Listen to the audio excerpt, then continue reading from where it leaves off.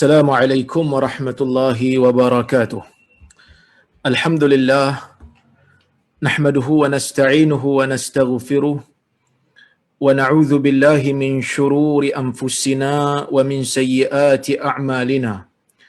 Man yahdihillahu fala mudilla lahu wa man yudlil fala hadiya lahu. Ashhadu an la ilaha illallah wahdahu la syarika lahu wa ashhadu anna Muhammadan abduhu wa rasuluh. Allahumma salli wa sallim ala Muhammad wa ala alihi wa sahbihi ajma'in. Ya ayyuhalladzina amanu taqullaha haqqa tuqatih wa la tamutunna illa wa antum muslimun. Ya ayyuhan nasu taqu rabbakumul ladzi khalaqakum min nafsin wahidah wa khalaqa minha zawjaha وبث منهما رجالا كثيرا ونساء واتقوا الله الذي تساءلون به والأرحام إن الله كان عليكم رقيبا يا أيها الذين آمنوا اتقوا الله وقولوا قولا سديدا يصلح لكم أعمالكم ويغفر لكم ذنوبكم ومن يطع الله ورسوله فقد فاز فوزا عظيما فإن أصدق الحديث كتاب الله وخير الهدي هدي محمد وشر الأمور محدثاتها وكل محدثة بدعة وكل بدعة ضلالة أما بعد. Muslimin dan muslimat yang dirahmati oleh Allah Subhanahu wa taala sekalian, alhamdulillah pada hari ini, tengah hari ini kita dapat bersama-sama berhimpun di atas talian ini untuk kita sambung perbincangan kita berkaitan tentang kitab Sahih Al-Bukhari, yang mana kita dah agak berhenti lama juga. Sepanjang bulan puasa kita tidak berkuliah kerana memberi laluan kepada tuan-tuan dan puan-puan rahmati Allah Subhanahu wa taala, mungkin nak memperbanyakkan, memperdalamkan ilmu-ilmu yang berkaitan dengan fardu ain, begitu juga nak memperdalamkan ataupun nak meluangkan lebih banyak masa untuk bertadarus Al-Quran, kerana Ramadan ini satu bulan yang sinonim dengan Al-Quran. Jadi kita berhenti dan insya-Allah kita nak mula balik. Jadi kita berhenti pada kitab Al-Ilm, kitab ilmu dalam Sahih Al-Bukhari, iaitu kita masuk kepada bab ni bertajuk, saya paparkan kepada tuan-tuan dan puan-puan rahmati Allah sekalian supaya masing-masing dapat tengok. Bab ni tajuk dia, mana tajuk dia tadi, saya pun dah. Okey, bab al-ghadab fil mau'izati wat ta'lim idza ra'a ma yakrah. Okey, bab pada marahnya di dalam memberikan nasihat ataupun marah dalam mengajar seseorang apabila seseorang guru nampak sesuatu perkara yang dia tak suka. Baik, hadis ni Al-Imam Al-Bukhari nak bagi tahu kat kita bahawasanya seseorang yang nak mengajar orang lain ilmu yang berkaitan sesuatu agama, ilmu yang berkaitan dengan agama, ilmu yang berkaitan dengan sesuatu yang bermanfaat untuk agama ataupun untuk dunia orang, kalau dia berada dalam keadaan marah itu tidak menghalang dia untuk dia mengajar sesuatu ilmu. Marah itu tidak menjadikan dia ni perlu untuk berhenti mengajar. Tak. Marah ini satu benda yang setiap orang ada. Walaupun dalam hadis yang lain Nabi SAW berpesan kepada seorang sahabat yang minta kepada Nabi SAW pesanan, Nabi kata la taghdab, jangan kamu marah, dan jangan kamu marah. Nabi SAW mengulang pesanan supaya tak marah. Ya. Bila Nabi SAW pesan kepada dia untuk jangan marah dan Nabi mengulang-ulangnya, maka ini merupakan satu perkara yang sangat penting. Kerana Nabi SAW ni kalau dia nak sampaikan perkara yang penting, biasanya Nabi akan ulang. Maka para ulama radhiyallahu anhum ajma'in rahimahumullah mengatakan bahawasanya bila Nabi kata jangan marah ni bukan bermakna Nabi itu tak bagi marah dengan menghilangkan perasaan marah langsung. Kerana kalau kita tengok dalam hadis ada waktu-waktu yang memang Nabi marah. Kita akan tengok dalam hadis yang kita akan baca ni, Nabi SAW sendiri marah. Habis itu tiba-tiba Nabi kata jangan marah. Jangan marah di situ maksudnya ulama ada takwilan. Takwilan yang pertama, Nabi SAW maksud bila Nabi kata jangan marah, maksudnya jauhkan diri kamu daripada tempat yang boleh buat kamu marah. Kerana kesan marah ini adalah kesan yang kita tak boleh nak jangka. Bila kita marah aja, kita mungkin tak jangka mulut kita nak cakap apa. Bila kita marah aja mungkin kita tak boleh kawal perkataan kita, mungkin termencarut. Mungkin akan keluar perkataan yang mengguris hati orang. Begitu juga dengan tangan, begitu juga dengan kaki. Kita tak boleh nak kawal. Sebab itu dalam hadis yang lain Nabi SAW kata iza ghadiba ahadukum falyaskut atau kama qala, apabila salah seorang daripada kamu berada dalam keadaan marah, hendaklah dia diam. Diam, jangan buat apa. Sebab yang paling ringan waktu marah ialah mulut. Mungkin mulut ni mencarut, mungkin mulut ni maki orang, mungkin mulut ni kutuk orang. Maka Nabi kata diam. Dalam riwayat yang lain Nabi SAW menyebutkan bila seseorang itu berdiri dan dia marah, hendaklah dia duduk. Fa in zahaba ma yajid, apabila dia hilang apabila hilang kemarahan dia, okeylah.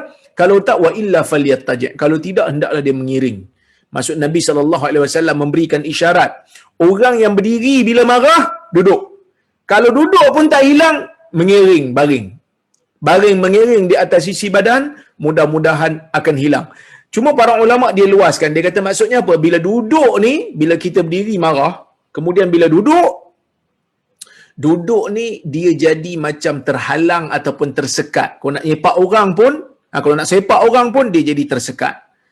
Kalau dia nak pukul orang pun jadi tersekat dengan dia duduk. Kalau tak hilang juga, masih lagi nak sepak orang dalam keadaan duduk, baring mengiring. Sebab apa? Sebab Nabi SAW nak kurangkan pergerakan yang boleh memudaratkan orang lain ketika mana seseorang itu berada dalam keadaan marah. Jadi buatlah apa benda. Ada riwayat, walaupun ada dhaif sikit riwayat tu, tapi riwayat tu juga diamalkan oleh sebahagian ulama dalam bab fadail al-a'mal, iaitu ambil wudu. Bila marah ambil wudu. Sebab dalam hadis tu mengatakan marah tu datang daripada syaitan dan syaitan tu daripada api. Apabila faida ghadiba ahadukum falyatawadda, apabila seseorang daripada kamu marah, maka hendaklah dia mengambil wudu. So ini di antara anjuran Nabi SAW untuk kawal marah. Sebagian ulama kata jauhkan diri daripada perkara yang boleh membawa kemarahan. Satu lagi takwilan kata kawal bila marah. La taghdab tu maksud bukan jangan marah. Marah adalah satu perkara yang semua orang yang normal ada. Nabi SAW juga marah. Kita akan tengok dalam hadis yang kita akan baca ni. Tapi Nabi kata kawal marah. Sebab itu marah ni dia sinonim dengan sabar. Marah ni sinonim dengan kawalan. Sebab dalam hadis yang lain Nabi kata laisa syadidu bisur'ah walakin asyadid may yamliku nafsahu 'indal ghadab atau kama qala.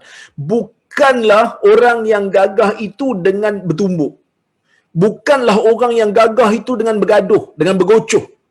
Tetapi orang yang gagah itu ialah orang yang boleh mengawal dirinya apabila berada dalam keadaan marah. Jadi marah ni mesti dikawal.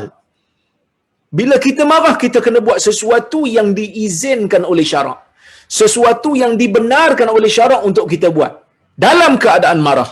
Marah tu tak boleh nak dihilangkan, tapi boleh untuk dikawal. Ataupun jauhkan diri daripada tempat-tempat yang boleh menyebabkan kita marah.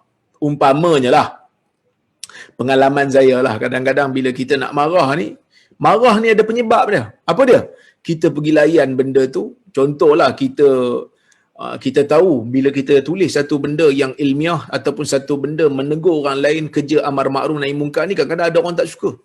Jadi kita tahu bila membaca komen-komen netizen di Facebook yang kadang-kadang tidak menyebelahi kita boleh menyebabkan kita marah. Sedangkan kita tahu kita buat benda tu. Jadi dalam keadaan tu, tuan-tuan dan puan-puan rahmati Allah sekalian, kita elakkan diri daripada baca komen-komen lah. Elakkan diri daripada baca komen, ya, elakkan diri daripada pergi scroll satu-satu. Kerana benda tu boleh menyebabkan kita marah. Jadi buat apa nak kita nak layan? Jadi kita tutup, buat kerja kita. Kalau kita tahu benda tu kita buat betul lah. Sebab kadang-kadang netizen ni dia orang lebih kepada emosi dan sebagainya kan. Jadi oleh kerana tu elakkan diri daripada mendedahkan diri berada di tempat yang boleh mendatangkan kemarahan kita. Okey, kita nak tengok hadis ni. Apa kata Al-Imam Al-Bukhari? Tuan-tuan tengok di skrin yang saya kongsikan itu. Kata Al-Imam Al-Bukhari rahimahullah, haddatsana Muhammad ibn Katsir qala akhbarana Sufyan an ibn Abi Khalid an Qais ibn Abi Hazim an Abi Mas'ud Al-Ansari qala qala rajulun ya Rasulullah la akadu udriku as-salah mimma yutawwilu bina fulan fama ra'aytu an-nabiy sallallahu alaihi wasallam fi maw'izatin ashadda ghadaban min yawma idin faqala ayyuhan nas innakum munaffirun faman shalla bin nas falyukhaffif fa inna fihimul marid wad-dha'if wa dhal hajah. Maksudnya apa? Kata Al-Imam Al-Bukhari rahimahullah, Muhammad ibn Katsir telah menceritakan kepada kami. Si Imam Bukhari ambil hadis ni daripada guru dia yang bernama Muhammad ibn Katsir. Kata Muhammad ibn Katsir, Sufyan, yakni Sufyan Ats-Tsauri telah mengkhabarkan kepada kami. Yang mana Sufyan mengkhabarkan kepada Muhammad ibn Katsir, dia diambil hadis ni daripada Ibni Abi Khalid.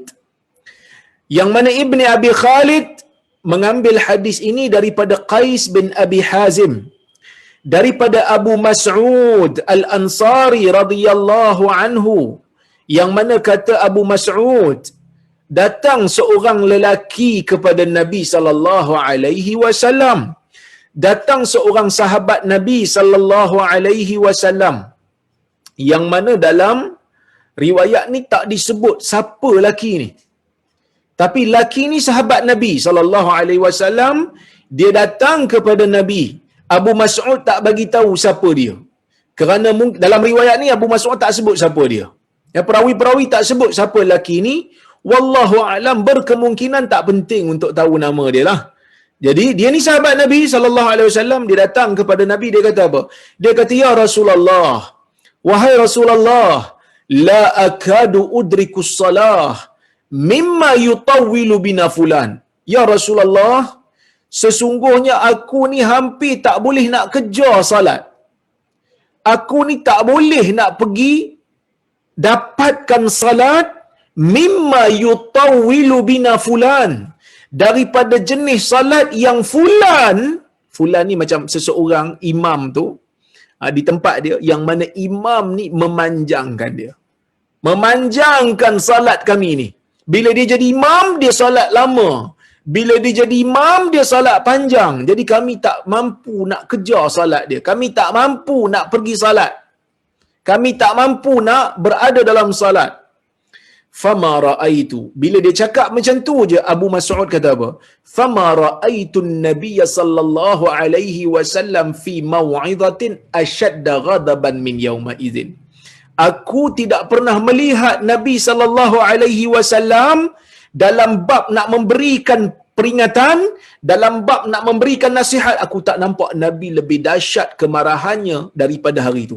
Maksud hari yang bila disebut benda ni, bila disebut ada imam-imam yang berada di luar daripada kawasan Nabi, yang menjadi imam kepada kaum mereka, bila mereka salat, mereka panjangkan salat, Nabi sallallahu alaihi wasallam menjadi marah dalam nak memberikan nasihat kepada imam-imam yang seperti ini. Faqala, maka Nabi pun bersabda, ayyuhan nas, wahai sekalian manusia.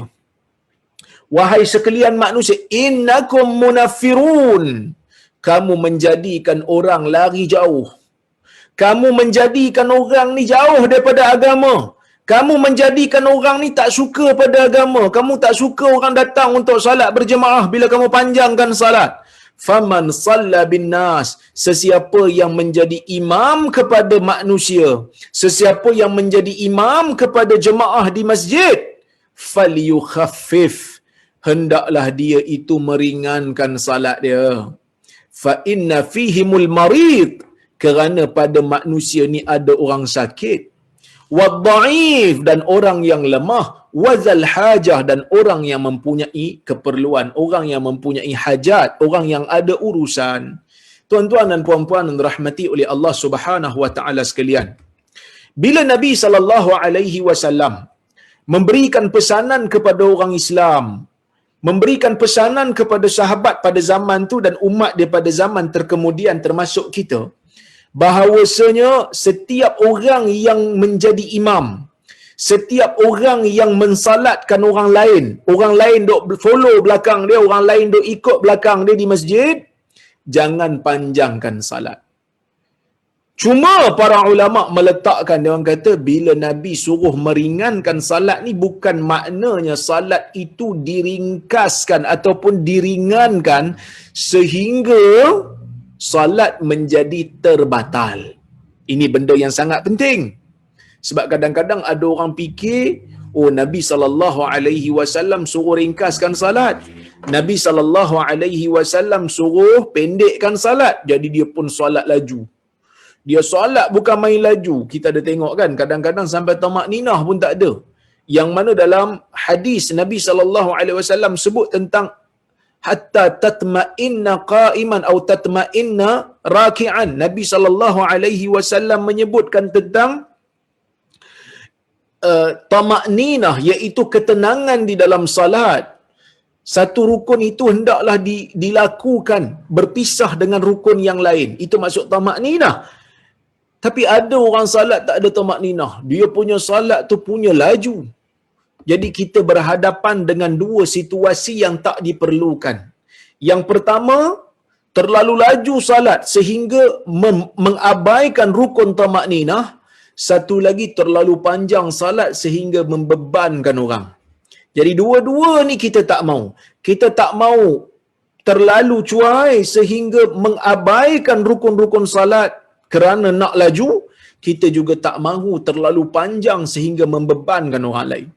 Oleh kerana tu para ulama menyebutkan yang pertama yang kita kena faham tentang hadis ni, ringkaskan salat bukan bermakna meninggalkan rukun ataupun terlalu laju sehingga tidak menjaga rukun tamak-ninah di dalam salat. Itu yang pertama. Sebab itu Anas bin Malik dalam riwayat Muslim, Anas bin Malik radhiyallahu anhu dalam riwayat Muslim dia kata apa? Ma salaitu wara'a imamin qattu akhaffa salatan wala atamma salatan min Rasulillah sallallahu alaihi wasallam. Aku tidak pernah bersalat, aku tak pernah salat di belakang imam sekalipun yang lebih ringan salatnya dan yang lebih sempurna salat melainkan aku salat di belakang Nabi sallallahu alaihi wasallam. Jadi benda ni Anas bagi tahu salat Nabi sallallahu alaihi wasallam walaupun ringkas tapi salat Nabi sempurna rukun. Walaupun ringkas tetapi salat Nabi sah. Sebab takkan Nabi nak salat dalam keadaan ringkas tak sah kan? Maka ini perkara yang pertama. Yang kedua, tuan-tuan dan puan-puan rahmati Allah Subhanahu wa taala sekalian, meringankan salat ni amrun nisbi kata para ulama. Dia relatif. Apa maksud relatif? Relatif ni maksudnya dia bergantung kepada keadaan dan suasana. Ada sebahagian tempat mungkin kadar sebegitu panjang, lama, membebankan orang. Ada mungkin sebahagian tempat kadar yang seperti itu pendek. Maka ia bergantung kepada keadaan dan suasana. Jadi imam dia kena tengok. Para ulama menyebutkan, mereka kata imam kena tengok dan kena ukur melihat kepada orang yang paling lemah yang ada dalam kumpulan manusia yang menjadi makmum dia tu. Dia tengok dalam makmum dia tu, terutama bagi imam yang kenal lah. Bagi imam yang kenal dengan makmum, katalah dia dilantik menjadi makmum, dia dilantik menjadi imam, jadi dia kenal makmum-makmum ni, dia kena tengok yang paling lemah, yang paling tak berdaya. So dia kena salat, sesuaikan salat tu salat yang sesuai dengan keadaan orang yang paling lemah tu. Itu disebutkan oleh para ulama. Cuma ulama berbeza pendapat tentang hukum memanjangkan salat sehingga membebankan makmum ni. Sampai makmum rasa tak larat. Sebahagian ulama mengatakan hukum memanjangkan salat sehingga membebankan orang ni adalah perbuatan yang haram. Sebahagian ulama sebut. Ini disebutkan oleh Al-Imam Syaukani. Ibn Battal juga nampak cenderung pada pendapat ni. Ibn Hazmin juga menyebutkan perkara ini. Tetapi Hanafi juga ada yang sebut perkara ini. Tetapi majoriti ulama kata makruh lah. Makruh memanjangkan sehingga membebankan orang lain. Ya. Kenapa mereka kata makruh? Kerana ada waktu-waktu Nabi SAW sendiri memanjangkan salat. Cuma para ulama menjawab, Nabi SAW memanjangkan salat. Dalam hadis Huzaifah ibnul Yaman pernah salat di belakang Nabi SAW waktu qiyamul lail dan Nabi baca sangat panjang. Kan? Nabi baca sangat panjang. Itu dia kata menunjukkan Nabi salat panjang tu nak tunjuk benda tu boleh. Bukan haram. Tetapi para ulama menyebutkan Nabi salat panjang tu adalah salat yang mana Nabi tahu Huzaifah boleh follow. Jadi sebab itu mereka meletakkan satu kaedah. Mereka kata apa?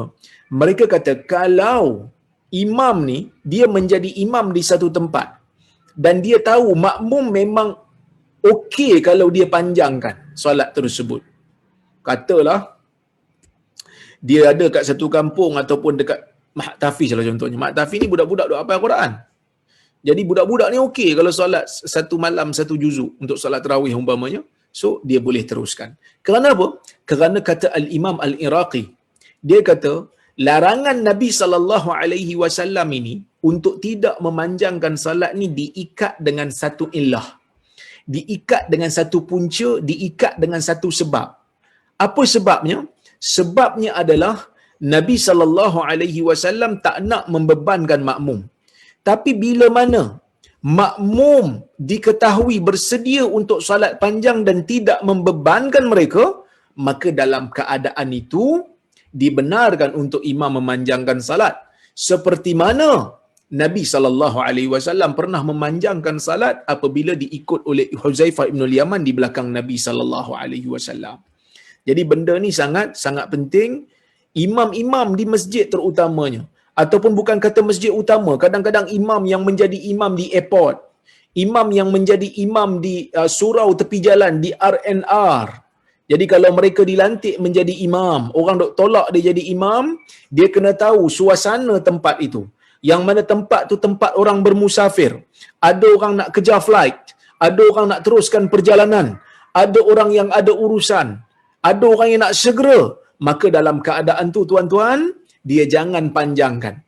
Hanya sekadar sahaja salatnya. Jangan solat sampai sejam tak sudah-sudah. Sedangkan solat maghrib, sejam tak sudah-sudah. Orang perlu kejar benda-benda yang lain. Ini akan menyebabkan orang mufarakah. Ini akan menyebabkan orang mufarakah. Seperti mana yang ditunjukkan dalam hadis Muaz, dia baca panjang. Maka Nabi SAW tegur kepada Muaz. Nabi kata, "Affattanun anta ya Muaz? Adakah kamu pembawa bencana kepada manusia wahai Muaz?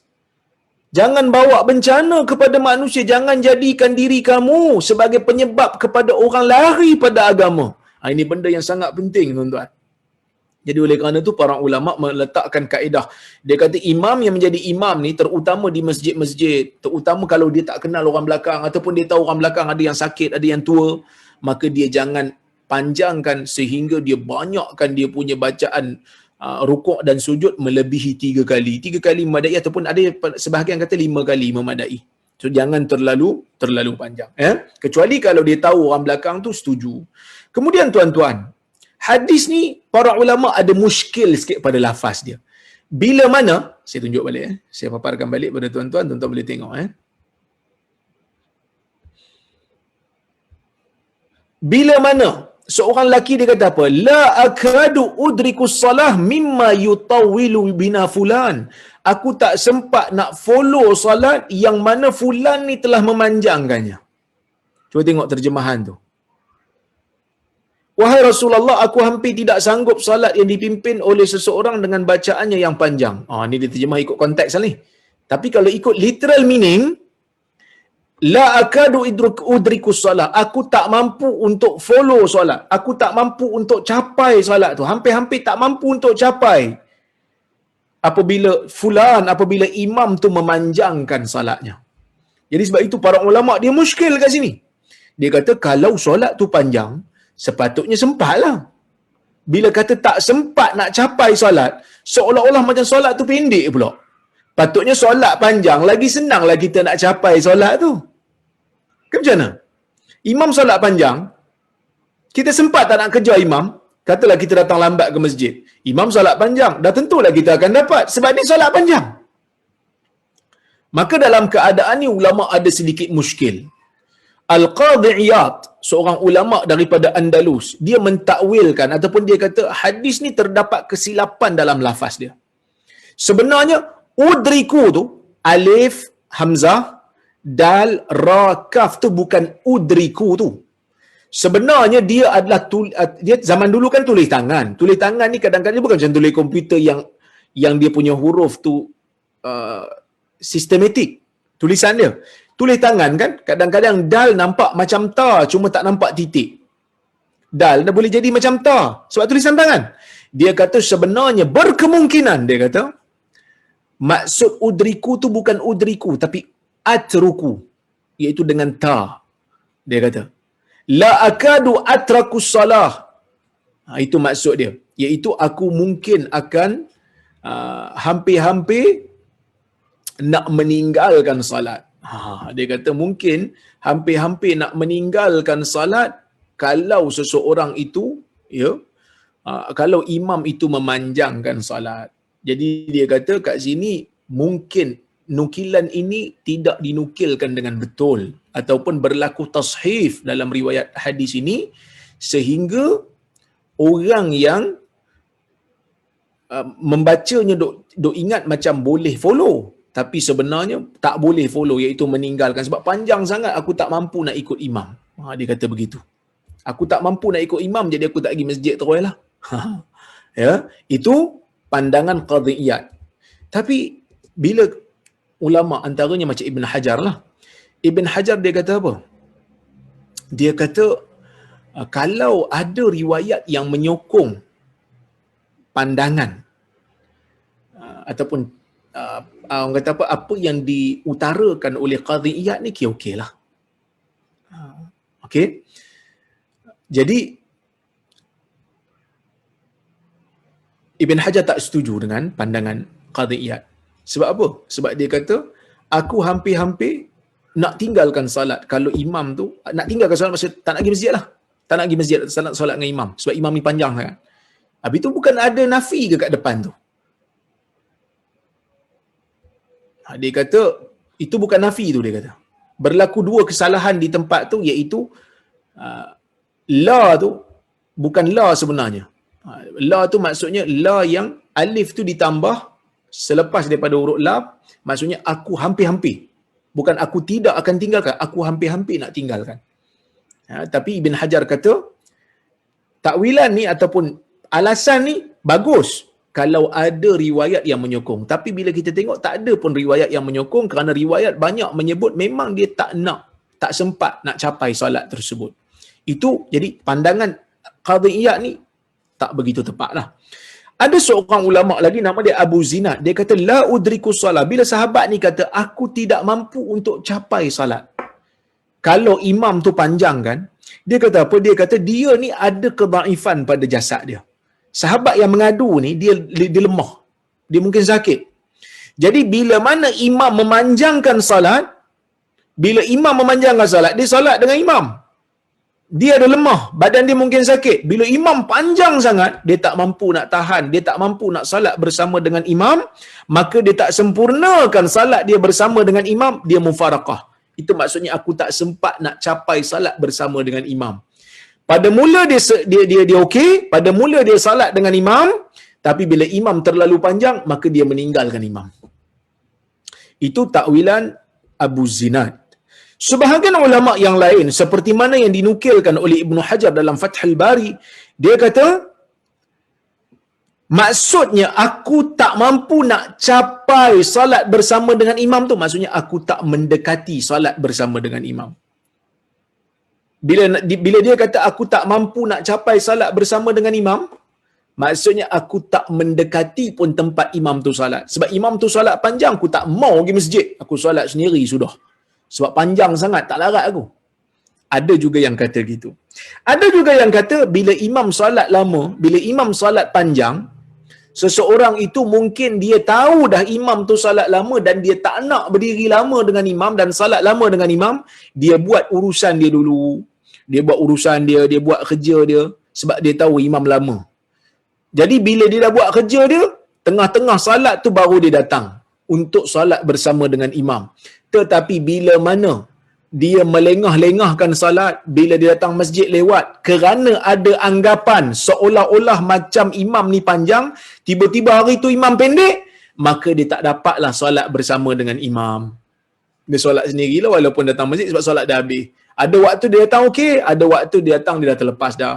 Jadi oleh kerana tu Nabi SAW diadukan dengan imam yang seperti ini, iaitu imam yang terlalu panjang sehingga ada keadaan orang terpaksa mufarakah, sehingga ada keadaan orang terpaksa untuk datang lambat sebab tak larat nak berdiri panjang dengan imam.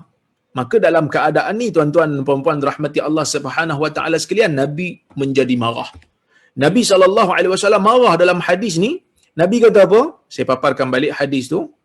Kata Abu Mas'ud Al-Ansari, aku tidak pernah melihat Nabi SAW marah dalam memberikan aku tak pernah melihat Nabi SAW terlalu marah dalam nak memberikan nasihat daripada hari itu. Hari itu hari yang aku nampak dia paling marah sekali. Maka Nabi SAW kata apa? Innakum munaffirun. Sesungguhnya ada dalam kalangan kamu ni orang yang menjadikan orang lari daripada agama. Menjadikan orang jauh daripada agama. Ni penting ni, golongan pendakwah, golongan-golongan agamawan yang ada ilmu syar'i. Kadang-kadang ilmu kita betul, tetapi jangan sekali-kali jadikan tindakan kita, percakapan kita, kelakuan kita menyebabkan orang lari daripada agama. Sedangkan agama tak suruh kita membebankan sebegitu, kita menyebabkan orang nampak agama ni beban sedangkan agama tak pernah tuntut. Contohlah kan, dulu pernah menjadi isu lah dalam negara kita ni, kadang-kadang masjid dia bukan hanya sekadar azan menggunakan mikrofon, kadang-kadang bacaan Quran pun dia guna mikrofon dengan speaker yang kuat sehingga mengganggu jiran-jiran tetangga. Kalau slow tak apalah juga, ni kuat. Ada orang yang rumah dekat dengan masjid dengan surau, orang komplain. Jadi bila orang komplain, dia kata orang benci pada Islam. Sebenarnya bukan orang benci pada Islam, orang terganggu. Bukan semua orang nakkan suara kuat-kuat datang ke rumah dia kerana mungkin dia ada baby yang perlu tidur, dia ada anak kecil yang nak tidur, mungkin dia tu sendiri nak tidur kerana ada tugas, bila dia nak bangun dia nak segar dan seumpamanya. Mungkin dia ada kelas universiti. Sekarang ni pensyarah-pensyarah macam saya pun duk mengajar dalam kuliah ni. Kalau cuba bayangkan kalau ada gangguan daripada luar datang yang tidak diperlukan, yang tak disuruh oleh agama, bayangkan gangguan akan berlaku. Saya nak mengajar universiti umpamanya, nak mengajar pelajar-pelajar, tiba-tiba masjid memasang bacaan Quran setiap masa, tak berhenti dengan suara speaker yang kuat. Ini mengganggu. Akhirnya kita menjadikan orang benci kepada agama. Tapi sebenarnya yang tu bukan suruhan agama.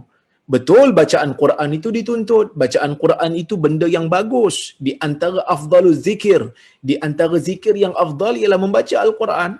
Tetapi bacaan Al-Quran ini ialah bacaan yang kita baca dan kita tadabbur. Ataupun kalau orang lain nak dengar, kita bacakan pada dia. Tapi bukan kita paksa semua satu kampung dengar bacaan tersebut. Ibnul Jauzi, di antara ulama yang mengkritik benda ni, di antara ulama yang mengkritik perbuatan membaca Al-Quran di menara tengah-tengah malam di zaman dia, dengan suara yang kuat, dia kata mengganggu orang nak tidur. Ini benda yang kadang-kadang kita rasa kita sedang melakukan ketaatan kepada Allah, tetapi sebenarnya kita tak sedar, kita telah melakukan dosa dengan mengganggu orang. Bahkan mungkin orang yang bukan Islam pun akan jadi benci. Sedangkan mungkin sebelum tu dia lunak dengan Islam. Dia rasa terpesona dengan keindahan Islam. Tiba-tiba kita ganggu dia dan kita kata dia anti-Islam bila dia bantah. Maka dalam keadaan tersebut kita kena muhasabah diri balik, kerana berkemungkinan kita menjadi penyebab orang benci kepada agama. Sebab itu Nabi SAW marah. Innakum munaffirun. Sesungguhnya kamu semua ni menyebabkan orang lari daripada agama. Kamu semua ni menyebabkan orang jauh lagi daripada agama. Orang tak datang salat kerana bila nak salat orang tahu dah dia ni kalau salat panjang. Dia ni kalau salat sampai tak fikir orang. Saya ada satu pengalaman tuan-tuan. Pergi kuliah. Saya nak pergi kuliah, saya penceramah jemputan di situ. Kebetulan masa tu saya punya jemputan ceramah di Ipoh. Saya daripada Tanjung Malim. Kebetulan masa tu saya duduk di Kuala Lumpur lagi. So saya sampai saya bertolak daripada Kuala Lumpur lambat. Sampai ke Ipoh tu lambat sikit. Jadi bila lambat tu saya masbuk. Bila saya masbuk, imam bagi salam, saya dan beberapa orang yang bersama dengan saya pada masa tu, kami bangunlah nak selesaikan salat yang kami tak dapat salat bersama dengan imam pada masa itu. Jadi bila kami berdiri salat, orang yang dah solat bersama dengan imam, yang dah selesai bagi salam dengan imam, mereka bangun, mereka nak pergi. Mereka bangun, mereka nak beredar. Jadi mereka tunggu cari tempat di mana mereka boleh lalu. Sebab kami solat kan, kami tengah solat. So dia orang tak ada laluan nak keluar. Dia orang dah bangun dah ni, duk cari. Jadi bila ada seorang aja daripada kalangan kami yang beri salam, maka mereka pun meluru ke arah kami, mereka nak keluar. Dan masjid tu tuan-tuan merupakan masjid di antara masjid yang berada di tepi jalan utama di Ipoh tu. Di tepi jalan, tempat orang singgah. Jadi bila saya bagi salam, saya zikir-zikir sikit, saya letak kitab yang saya nak kuliah tu di depan. Saya letak kitab saya. Jadi orang sebelah saya yang salat bersama masbuk dengan saya, dia kata, "Ustaz ya?" Dia tanya saya, "Dia ustaz ke?" Saya kata, "Saya dijemput untuk mengajar di sini lepas ni kuliah Maghrib." Maghrib Riyadhus Salihin, saya ingat lagi. Jadi tuan-tuan, bila dia tahu saya ni nak mengajar lepas ni, dia kata, "Ustaz, lepas ni dalam kuliah Ustaz balon lah puak-puak ni. Tak sabar-sabar nak keluar. Zikirlah dulu." Zikirlah dulu. Dia kata tak sabar-sabar nak keluar. Ni pasal apa? Dia orang ni berkira sungguh. Macam tu lah dia sebut pada saya. Jadi saya senyum je lah. Bila saya pergi kuliah tuan-tuan, bila saya naik aja pentas, naik aja atas meja, dia tak ada pentas lah di atas meja kuliah, saya nyatakan balik. Saya kata, "Tuan-tuan, masjid ni masjid tepi jalan. Masjid tepi jalan ni maksudnya orang singgah, lepas tu orang nak keluar kerana ada urusan. Zikir ni benda yang sunat. Zikir lepas salat benda yang sunat. Tapi adakah ia mesti dilakukan dalam keadaan duduk di tempat di tempat salat? Tak semestinya. Walaupun afdalnya adalah duduk di tempat kita salat tu, kita duduk, kita zikir. Tetapi kalau dia ada urusan, dia boleh bangun sambil dia berzikir, tak ada masalah, dia boleh pergi. Tambahan pula kalau dia ada urusan, bukan semua orang free macam kita. Bukan semua orang anak-anak dah besar macam kita. Mungkin dia datang ke masjid itu, lepas ni dia nak pergi ambil anak tuition mungkin. Mungkin dia nak pergi ambil isteri dia balik bekerja mungkin. Mungkin dia nak pergi ambil suami dia mungkin. Jadi orang ni dia ada urusan masing-masing. Yang mana urusan kehidupan selagi mana ia bukan perkara yang haram, ia termasuk dalam perkara yang dibenarkan oleh syarak. Dia boleh zikir dalam keadaan di jalan atas kereta. Kita jangan sangka buruk dengan orang bila orang terus bangun lepas salat dia, kita kata dia sombong dengan Tuhan. Tak semestinya, kerana mungkin dia doa dalam salat dia, lepas tu sambil dia bangun dia berzikir dan dia ada urusan. Tapi kalau dia tak ada urusan, duduklah sekejap. Kita nilai diri kita kerana ini amalan kita. Tapi kita jangan sangka buruk dengan orang, terutama masjid tu adalah masjid di tepi jalan. Dia datang singgah ke masjid dan salat di masjid tu pun adalah 1000 rahmat dah tuan-tuan. Maksudnya dia ni ada iman lah dalam jiwa dia, sebab dia berhenti semayang. Dia berhenti salat dengan imam. Maksudnya dia menjaga salat berjemaah dia. So kita jangan ada sangka buruk dengan orang disebabkan hanya semata-mata perkara yang kita tak suka. Jadi kalau dia dah salat, dia dah bagi salam, dia bangkit, dia bangun, dia nak pergi kerana ada urusan, silakan. Tapi kalau tak ada urusan, duduklah dulu. Kan? Kalau dia tak ada urusan, dia nak bangun juga. Kan benda sunat. Benda sunat. Nak buat pun boleh, tak buat pun tak apa. Cuma rugilah kat dia. Rugilah kat dia. Jadi Nabi SAW kata, kamu jangan jadikan orang lari daripada agama. Jangan sebab kamu punya perangai, agama tak suruh buat benda tu, kamu buat, orang jadi benci pula pada agama. Ini benda yang sangat bahaya. Ini benda yang sangat-sangat bahaya. Maka Nabi SAW pesan, siapa yang salat mengimamkan manusia, ringankan salat. Dalam hadis Nabi SAW, Nabi ni, kata Anas bin Malik, dia salat mengimamkan sahabat. Anas kata pada satu ketika Nabi menjadi imam kepada para sahabat, fasami'a buka as-sabi. Maka Nabi sallallahu alaihi wasallam mendengar tangisan budak. Nabi dengar budak menangis. Nabi dengar baby menangis. Fatajawwaz fi salatihi, maka Nabi meringkaskan salat Nabi. Makhafata ayyu'dhiya ummahu. Nabi mempersegerakan salat Nabi sallallahu alaihi wasallam. Nabi ringkaskan salat Nabi kerana Nabi bimbang tangisan tersebut menyakitkan ibunya. Sebab ibu tengah salat dengan Nabi SAW. Ibunya menjadi makmum Nabi SAW. Anak menangis, ibu akan rasa tak selesa. Anak menangis, ibu akan rasa macam, cepatlah kalau boleh aku nak tolong anak aku ni, ataupun aku nak, orang kata apa, nak layan anak dia. Ini masjid di zaman Nabi SAW, tuan-tuan dan puan-puan. Ya. Ini merupakan masjid di zaman Nabi. Masjid yang sangat-sangat mesra kepada manusia.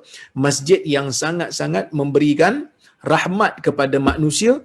Masjid yang meraihkan keadaan manusia. Maka Nabi SAW menyebutkan dalam hadis tu, ada orang yang sakit, ada orang yang lemah. Nabi bezakan orang sakit dengan orang lemah. Sakit ni sakitlah. Lemah ni kadang-kadang dia tak sakit tapi dia lemah. Umpamanya dia OKU umpamanya. Mungkin dia lemah tapi dia tak sakit.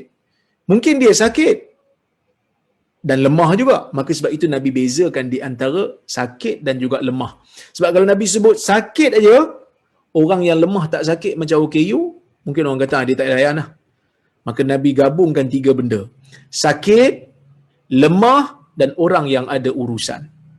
Mungkin dia tak sakit, mungkin dia tak lemah, dia boleh follow dari sudut fizikal, tetapi dari sudut keadaan dia ada urusan nak naik kapal terbang, nak naik bas, nak naik teksi, nak teruskan perjalanan, ada mesyuarat penting untuk umat, maka dia orang yang tak sakit dan tak lemah, tapi dia ada urusan untuk segera. Maka jangan kita memanjangkan sehingga membebankan dia ataupun sehingga dia terpaksa mufaraqah. Dia nak salat berjemaah. Yang mana kita tahu salat berjemaah ni mendapat pahala yang banyak. Gandaan 27 kali ganda seperti mana yang disebut dalam hadis. Ada riwayat sebut 65 kali ganda. Ada 25 kali ganda. 65 pula, saya pula tersasul. 25 kali ganda. Ada yang sebut 27 kali ganda. Ini menunjukkan kepada kita bahawasanya fadilat yang banyak apabila seseorang itu bersalat berjemaah bersama dengan imam. Tapi jangan sekali-kali dengan tindakan kita, dengan perangai kita menyebabkan orang lari daripada kita, orang tak mau salat berjemaah. Bila nak datang salat jemaah je, alamak, dia ni pula jadi imam. Alamak, dia ni pula yang jadi tekong untuk kita punya salat ni. Tak payah datang lah. Tak payah datang. Tunggu imam lain lah. Kan? Kalau imam lain tak datang, imam lain tak bertugas, imam tu je dia langsung tak datang ke masjid, maka kita telah menutup amalan orang lain. Kecuali kalau memang kita tahu makmum okey di belakang kita dan tidak ada yang lemah pun. Dengan kita kenal makmum-makmum tu, maka tak apa untuk kita salat panjang, kerana kita dah tahu dah. Dan pensyariatan ni berlaku disebabkan Nabi nak menjaga kemaslahatan semua umat-umat dia, makmum dia. Maka bila makmum okey, makmum steady, makmum boleh tahan, maka dalam keadaan tersebut dia boleh untuk memanjangkan, kerana tidak ada lagi dah kebimbangan untuk makmum tak larat dah pada masa tu. Wallahu alam. Jadi tuan-tuan, saya rasa cukuplah sekadar tu untuk hari ini. Terima kasih atas kehadiran tuan-tuan dan puan-puan bersama dengan saya pada tengah hari ini. InsyaAllah, sorry saya lambat sikit tadi, disebabkan oleh kerana kamera saya tiba-tiba tak berfungsi, rupanya kena restart balik komputer. Jadi saya lambat sikit. Jadi insya-Allah jika ada kesempatan yang lain kita bertemu lagi. Saya mohon maaf kalau ada terkasar bahasa tersilap kata. Terima kasih kepada Badan Kebajikan Islam Telekom Malaysia atas jemputan, atas penganjuran. Insya-Allah jika ada kesempatan kita bertemu pada kuliah akan datang. Kuliah ni 2 minggu sekali ya. Insya-Allah jika ada kesempatan kita jumpa lagi. Saya mohon maaf kalau ada terkasar bahasa tersilap kata. Aqulu qawli hadza wa astaghfirullahal azim li wa lakum. Wassalamualaikum warahmatullahi wabarakatuh.